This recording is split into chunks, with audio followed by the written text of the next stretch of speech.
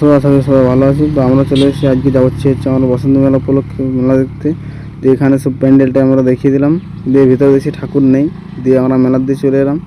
এখানে কিছু মেয়েদের জিনিসের দোকান বসছে, দিয়ে এখান থেকে আমরা হেঁটে হেঁটে চলে যাম, যেহেতু আমাদের এখানে কেনাকাটার মতো কিছু নেই। দিয়ে আমরা চলে গেলাম জ্যাকসনদার সঙ্গে দেখা করতে, দিয়ে একটা সেলফি নিয়ে নিলাম। দিয়ে আমরা আবার চলে এলাম মেলার দিয়ে। দেখছি প্রচুর লোক হয়েছে, জায়গা খুব শর্ট এবং দাঁড়াবার মতো জায়গা নেই।